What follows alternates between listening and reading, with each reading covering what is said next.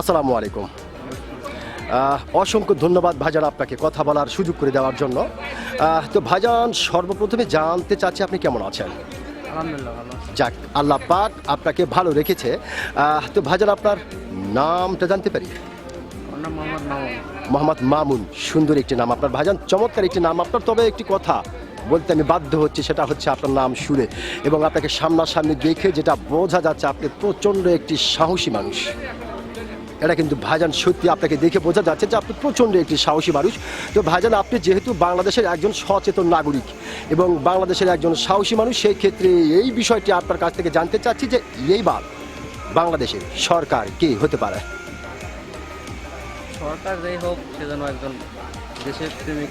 আমি চাই যে সে একজন প্রকৃত দেশপ্রেমিক, জি জি প্রকৃত দেশপ্রেমিক, জি, জি। দেশের জন্য কাজ করবে জি। সেরকম একজন ব্যক্তি সরকার হোক, আমি সেটাই চাই। সে কোনো দল বা পক্ষের না, দেশের জন্য যাই কাজ করবে, জি। দেশের জন্য কাজ করবে এরকম একজন এরকম একটা দল দেশে সরকার দরকার। আমি এটা চাচ্ছি। অসংখ্য ধন্যবাদ ভাইজান আপনাকে। অত্যন্ত গুরুত্বপূর্ণ একটি কথা আপনি বলেছেন। আপনি বলেছেন সরকার যেই হোক সে যেন দেশের মানুষের কাজ করে, দেশের ভালোর জন্য কাজ করে। অসংখ্য ধন্যবাদ ভাইজান আপনাকে। আপনি যে সত্যিকারের একজন সাহসী মানুষ, আপনি কিন্তু আপনার সাহসিকতার পরিচয় দিয়েছেন। অসংখ্য ধন্যবাদ আপনাকে। আসসালামু আলাইকুম। ওয়ালাইকুম আসসালাম। অসংখ্য ধন্যবাদ আঙ্কেল আপনাকে কথা বলার সুযোগ করে দেওয়ার জন্য। জি, তো আঙ্কেল সর্বপ্রথমে জানতে চাচ্ছি আপনি কেমন আছেন? আলহামদুলিল্লাহ আমি ভালো আছি। ভালো আছেন, আল্লাহ পাক আপনাকে ভালো রেখেছে। তো আঙ্কেল আপনার নামটা জানতে পারি? আমার নাম মাওলানা মোহাম্মদ আজিজুল হক, ডাক নাম সুন্নু ভাই। ডাক নাম চুন্নু ভাই, আর মৌলানা মোহাম্মদ আজিজুল হক। হক, সুন্দর একটি নাম আপনার, অত্যন্ত চমৎকার একটি নাম আপনার। তবে একটি কথা বলতে আমি বাধ্য হচ্ছি, সেটা হচ্ছে আপনার নাম শুনে এবং আপনাকে সামনাসামনি দেখে যেটা বোঝা যাচ্ছে আপনি প্রচণ্ড একটি সাহসী মানুষ। এটা কিন্তু আপনাকে ইনশাআল্লাহ। জি দেখেই বোঝা যাচ্ছে। তো যেহেতু আপনি বাংলাদেশের একজন সচেতন নাগরিক এবং বাংলাদেশের একজন সাহসী মানুষ, সেই ক্ষেত্রে এই বিষয়টি আপনার কাছ থেকে জানতে চাচ্ছি যে এইবার বাংলাদেশের সরকার কে হতে পারে? ইনশাআল্লাহ আজিজ, গোটা বাংলাদেশের জরিপ অনুযায়ী আমি বলিষ্ঠ কণ্ঠস্বরে বলতে পারি বাংলাদেশ জাতীয়তাবাদী দল বিএনপি ধানের শীষ ইনশাআল্লাহ জয়ী হবে এবং তারা সরকার গঠন করবে ইনশাআল্লাহ। ইনশাআল্লাহ।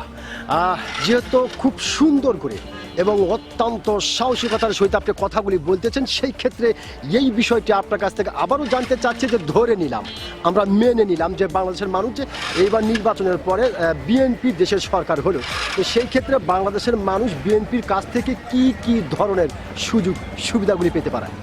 ইনশাআল্লাহ আজিজ, জনাব মোহাম্মদ তারেক রহমান বলেছেন আমাদের দেশের যে সমস্ত অসমাপ্ত কাজগুলি আছে আমরা দেশের সরকার গঠন করলে সেই কাজগুলি সমাপ্ত করব এবং আমাদের দেশে যারা সনাতন ধর্মের মানুষ আছে তাদের স্ব স্ব ধর্মের কাজগুলি সুষ্ঠু এবং সুন্দরভাবে তারা পালন করতে পারবে।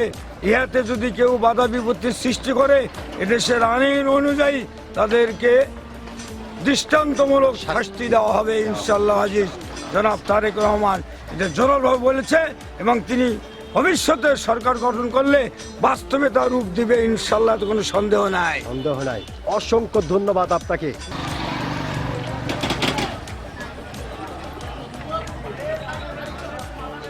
আসসালামু আলাইকুম। ওয়ালাইকুম আসসালাম। অসংখ্য ধন্যবাদ ভাইজান আপনাকে কথা বলার সুযোগ করে দেওয়ার জন্য।